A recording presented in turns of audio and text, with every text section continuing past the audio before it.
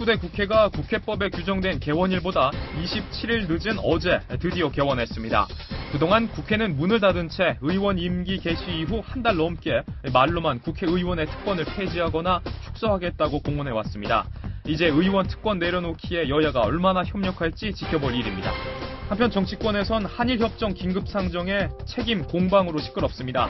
한일정보보호협정 비공개 처리에 대해 이명박 대통령이 절차상의 잘못을 인정하고 긴급 안건 상정은 누구 발상이었냐며 수석 비서관 회의에서 강하게 질책했습니다. 하지만 정부는 국회 보고 후 협정 체결을 강행하기로 했습니다. 네, 밀실 처리, 졸속 처리, 외교 결례, 이런 많은 비판을 낳았던 한일 정보보호협정. 이명박 대통령이 드디어 말을 꺼냈죠? 네, 매주 월요일이면 이명박 대통령은 최고위 참모들과 수석 비서관 회의를 엽니다. 아침 8시에 였는데 어제 그 회의를 통해 대통령이 자신의 생각을 처음으로 공개했습니다. 예. 제가 발언을 좀 소개하자면요. 예. 국무회의 긴급 상정을 통해서 충분한 여론 수렴 없이 처리할 일이 아니었다. 예. 이게 누구의 발상이냐라고 질책을 했습니다. 예. 보통 이제 수석들이 돌아가면서 보고를 한 뒤에 제가 어제 파악한 거로는 마지막 그 회의를 마무리하는 과정에 한 10분 정도 이 사안에 대해서 대통령이 언급을 했고 예. 대단히 강하게 질책을 했다고 합니다. 저 발언으로 보면은 몰랐다라는 그런 이제 얘기를 전달한 거네요. 전체적으로 이 안이 무엇인지는 당연히 그러니까 대통령의 결재가 난 네. 것도 아는 것이고 대통령이 몰랐다고 하는 부분은 이제 대통령이 지난주에 중남미 4개국 순방을 하고 있었는데 네. 그때 이제 국무회의에 통과가 됐죠. 네.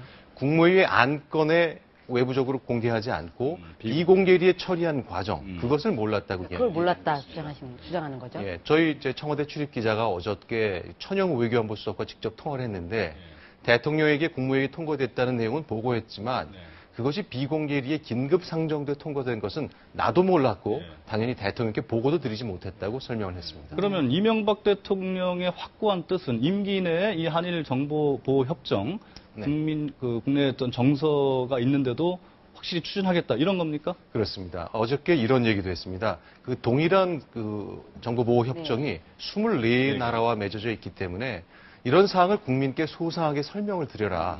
그리고 국민들에게 설명을 드린다면 왜 이명박 정부가 이것이 필요하다고 생각하고 추진했는지를 이해할 것이다라는 취지의 설명을 했습니다.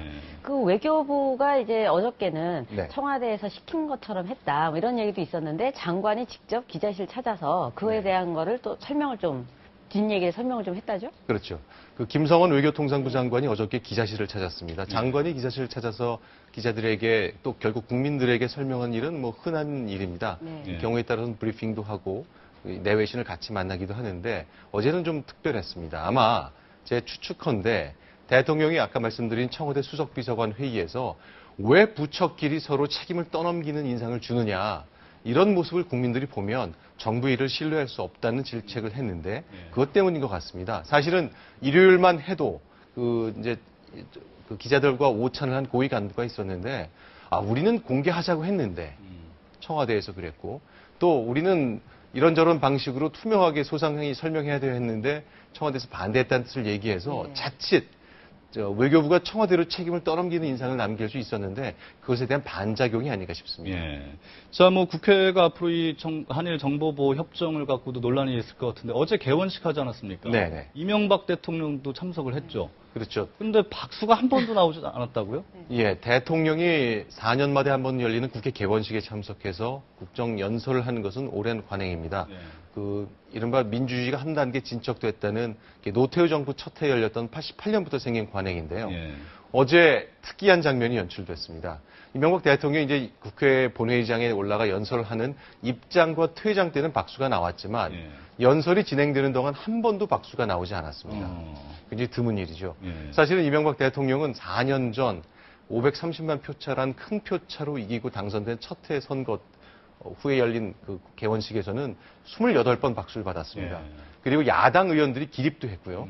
근데 어제는 박수도 나오지 않았고 심지어는 여당 의원들도 박수 치지 않았고 그 기립도 있지 않았다고 합니다. 그야말로 임기 말 레임덕 그러게요. 가서 그런 건가요? 근데 사실 28번 쳤다는데 그럼 누군가는 다 그럼 세고 있는 건가요? 28번 박수 쳤는지를? 기자들이 셉니다. 기자들이 세나요? 저희들이 중요한가요, 그렇게? 네. 이제 기사의 구성 요소상 어떤 일이 벌어진지를 좀 흥미롭게 구성하기 위해서 세보는데 네. 어제도 특히 이제 대통령의 연설도 있었고 뭐 차후에 이제 설명을 드리겠지만 통합진보당의 이석기, 김재현 의원 내 국민일의 모습에 대해서 관심이 많았기 때문에 그 국회의사당 본회의장 뒤쪽 2층 편에 올라가면 네. 저 방청석이 있는데 거기 기자들이 올라가서 유심히 살펴봤어요. 그렇군요. 그런데 레임덕이라고만 하기에는 좀 씁쓸한 것이 제가 20년 전 기사를 봤는데 노태우 대통령도 임기 첫 해와 5년 차 때 총선이 있어서 두 차례 연설을 했습니다. 그땐 6번의 박수가 나왔습니다. 결국 박수라는 것이 그 사람의 의견에 동의한다는 뜻도 되지만 국회를 방문한 행정부의 수반에 대한 예의 표시지요.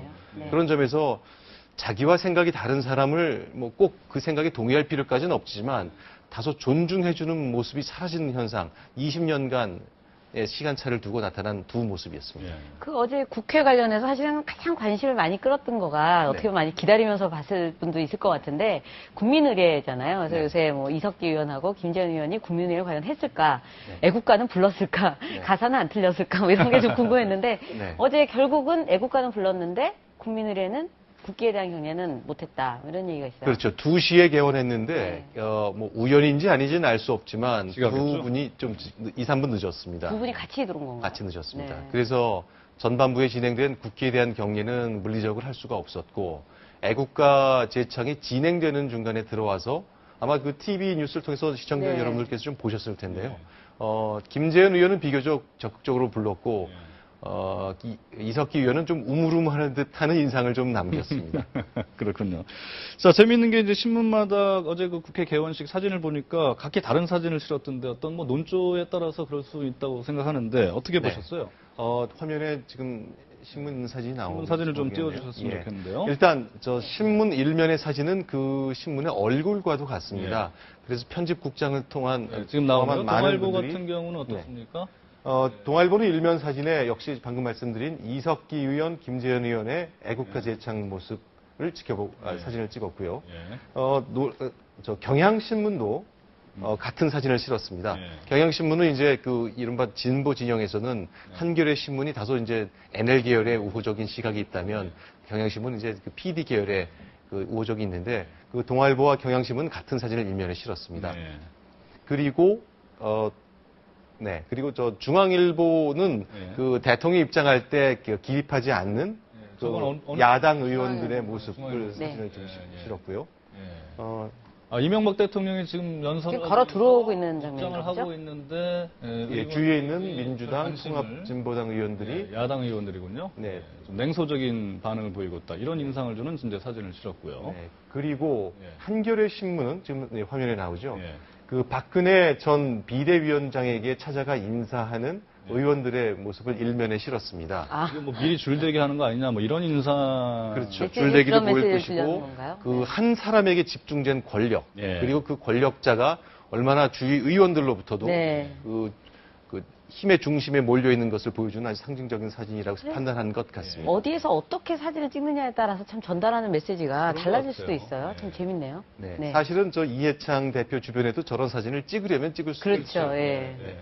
뭐 이제 물 마시는 거 지금 목 타는 맨날 누구 그렇게 누구 이런 나오죠. 식으로 네. 또 제목 달지 않습니까? 그렇습니다. 자, 이제 국회가 7월에 모처럼 일을 한다고요. 네. 네. 제 기억에 제가 2002년부터 국회를 취재했는데 7월에 임시국회를 연 것은 적어도 제 기억에는 없습니다. 그리고 4년 전에는 그 개원을 8월에 했으니까 그때는 이제 미국산 쇠고기 네. 협상 파문 때문에 늦어졌는데 7월 달에 모처럼 임시국회 열립니다. 이제 7월 5일부터 시작해서 8월 3일까지인데요. 일단 가장 먼저 처리할 일이라면 대법관 임명 동의안입니다. 그 대법관은 전체 13분이고 임기 6년인데 6년 전 노무현 대통령이 임명했던 대법관 4분이 함께 물러나면서 지금 화면에 나오네요. 고영한, 김창석, 김신, 김병화 4분의 후보자가 제청이 되어 있습니다. 이 4분들을 상대로 그 인준청문회를 거치는데 그 떠나는 4명의 대법관의 임기가 7월 10일까지입니다. 가급적 새누리당에서는 그 전까지 청문회 절차를 마쳐서 사법 공백이 없는 것을 만들기 희망하고 있고 민주당에서는 모처럼 4명의 대법관이 바뀌는데 노무현 대통령이 임명했던 진보 성향의 대법관들이 몇 분 빠졌기 때문에 비슷한 성향이 좀 포함됐어야 한다면서 전체적으로 좀 부정적인 시각을 갖고 있다고 합니다.